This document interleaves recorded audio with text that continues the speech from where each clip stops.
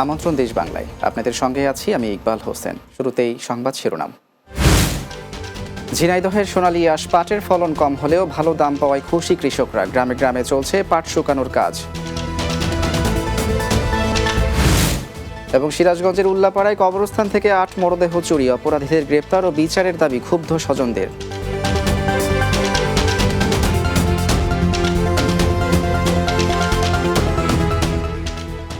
শুনছিলেন সংবাদ শিরোনাম, এবারে বিস্তারিত। ঝিনাইদহের সোনালী আঁশ পাটের ফলন কম হলেও ভালো দাম পাওয়ায় খুশি জেলার কৃষকরা। বিশেষ করে তোষা জাতের হাইব্রিড পাট চাষ করছেন তারা। একদিকে কৃষকরা পাট কাটছেন, অন্যদিকে গ্রামে গ্রামে চলছে পাট শুকানোর কাজ। কৃষি বিভাগ বলছে চলতি বছর চাষিরা পাট বিক্রি করে ভালো লাভবান হবেন। ঝিনাইদহ থেকে কিয়াসউদ্দিন সেতুর প্রতিবেদন জানাচ্ছেন অর্ডুম নাসির। ঝিনাইদহ জেলার সদর শৈলকুপা, হরিণাকুণ্ড, কালীগঞ্জ, মহেশপুর উপজেলা পাটের আবাদ হয়েছে। রাস্তার পাশের খাল, নালা, বিল, নদ নদীতে পাট ধোয়ার ধুম পড়েছে। এখন বিভিন্ন গ্রামে রাস্তার দুধারে চলছে পাট শুকানোর কাজ। কৃষকরা জানান, চলতি বছর পাট উৎপাদন কম হলেও দাম ভালো। মন বিক্রি হচ্ছে 4,000, বিঘা প্রতি 10 মন 15 মন পাট আছে। বছরে পাটের অনেক ফলন হয়েছে, পাটের কালারও অনেক সুন্দর হয়েছে। দাম যে আছে এরকম দাম, পাটের দাম বা পাটখড়ির দাম এরকম থাকলে কৃষক বেঁচে যাবে। কৃষি বিভাগ বলছে চলতি বছর বৃষ্টিপাত বেশি হয়েছে, যে কারণে পাটের পচন প্রক্রিয়ায় কোনো পানির ঘাটতি ছিল না। এছাড়াও মাঠ পর্যায়ে কৃষি কর্মকর্তারা চাষিদের নানাভাবে পরামর্শ দিয়ে সহযোগিতা করেছে। পাটের আঁশের গুণগত মান বৃদ্ধির জন্য আমরা প্রয়োজনীয় পরামর্শ প্রদান করেছি।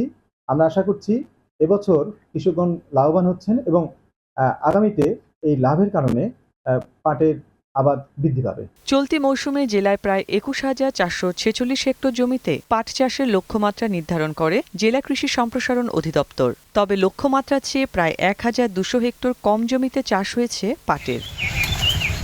News desk, Bangla TV. প্রকাশ্যে ছুরিকাঘাতে পিরোজপুরের ভান্ডারিয়ায় ইউনিয়নের ৮ নম্বর ওয়ার্ড বিএনপির সাধারণ সম্পাদক রেজাউল করিম ঝন্টুকে হত্যা করেছে দুর্বৃত্তরা। শুক্রবার সকালে উপজেলার বঞ্জু মার্কেট এলাকায় হত্যাকাণ্ডের ঘটনা ঘটে। প্রত্যক্ষদর্শীরা জানান, কথা কাটাকাটির এক পর্যায়ে রুবেল নামে এক ব্যক্তি ঝন্টুকে কিল ঘুষি মারে, পরে ধারালো অস্ত্র দিয়ে উপর্যুপরি কুপিয়ে গুরুতর জখম করে। হাসপাতালে নেওয়ার পর চিকিৎসকরা ঝন্টুকে মৃত ঘোষণা করেন। ঘটনার পর থেকে অভিযুক্ত রুবেল পলাতক রয়েছেন। তাকে ধরতে পুলিশের অভিযান চলছে বলে জানিয়েছেন ভান্ডারিয়া থানার ওসি মোহাম্মদ জাহাঙ্গীর হোসেন।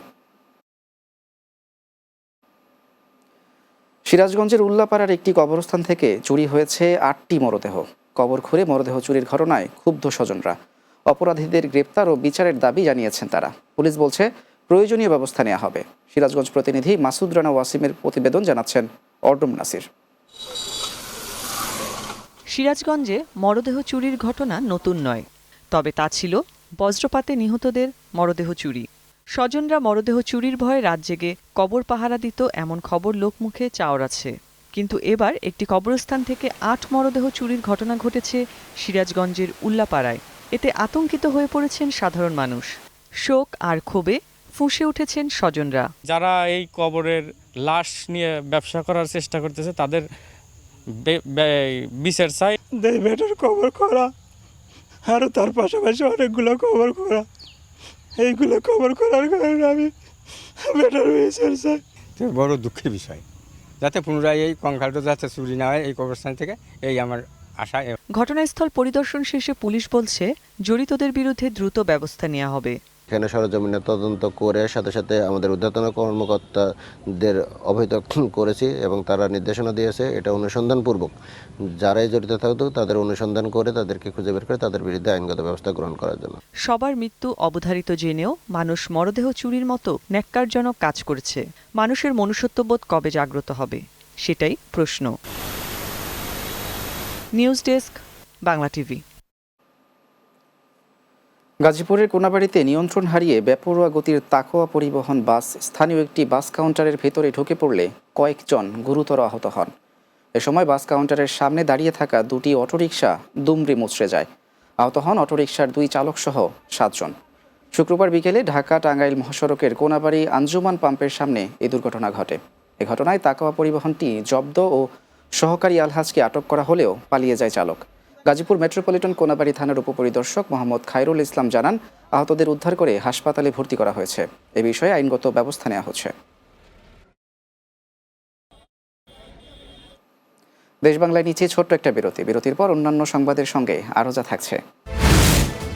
শিল্পাঞ্চল আশুলিয়ায় ডাকাতির প্রস্তুতিকালে 9 জন গ্রেপ্তার, অস্ত্র উদ্ধার, জাল টাকা সহ 2 জন আটক।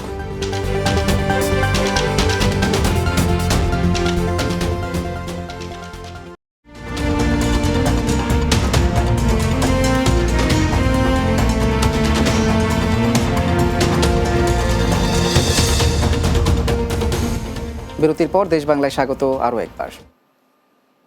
শিল্পাঞ্চল আশুলিয়ায় ডাকাতির প্রস্তুতিকালে 9 জনকে গ্রেপ্তার করেছে আশুলিয়া থানা পুলিশ। পুলিশ জানায়, শুক্রবার ভোরে ঢাকা রিচা মহাসড়কের আশুলিয়ার 22 মাইল এলাকায় ডাকাত দল ডাকাতির প্রস্তুতি নিচ্ছে। এমন গোপন খবর পেয়ে অভিযান চালিয়ে আন্তজেলা ডাকাত দলের 9 সদস্যকে গ্রেপ্তার করা হয়। এ সময় তাদের কাছ থেকে 2টি ছুরি, 3টি ছেন্দা, 1টি স্টিলের পাইপ, 1টি লাইলন রশি ও 2টি বাঁশের লাঠি উদ্ধার করা হয়। অপরদিকে আশুলিয়ায় অভিযান চালিয়ে জাল টাকা সহ 2 জনকে আটক করেছে পুলিশ। এ সময় তাদের কাছ থেকে 1000 টাকা মূল্যের 400টি জাল নোট উদ্ধার করে।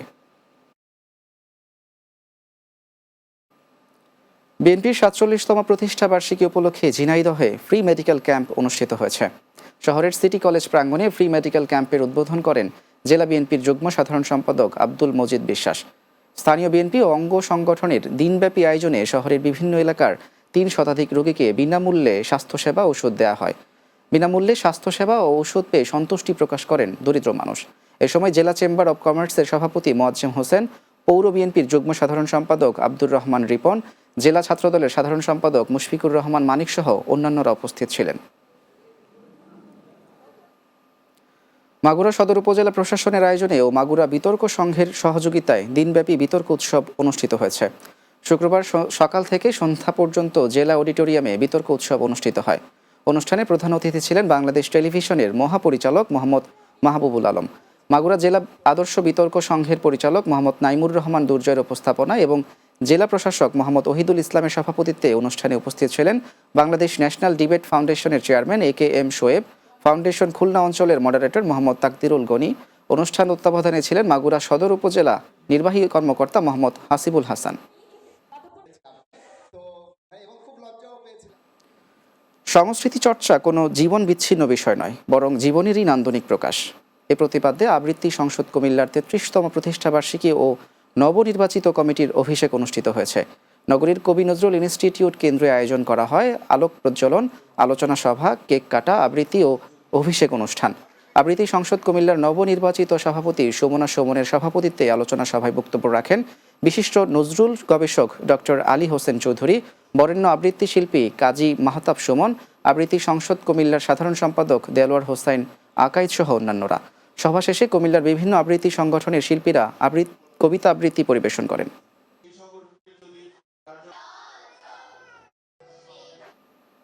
শেষ করব দেশ বাংলা, তবে যাবার আগে সংবাদ শিরোনামগুলো জানিয়ে দিচ্ছি আরও একবার।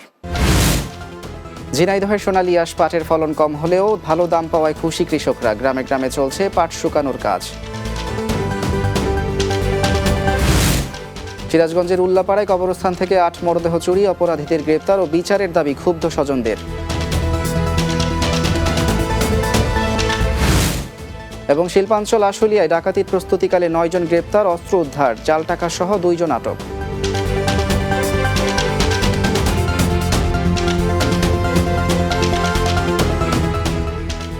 এই ছিল দেশ বাংলায়। আমাদের পরবর্তী সংবাদ বিকেল 4টা 30 মিনিটে দিনের বাংলা দেখার আমন্ত্রণ রইল। এতক্ষণ সঙ্গে থাকার জন্য ধন্যবাদ সবাইকে।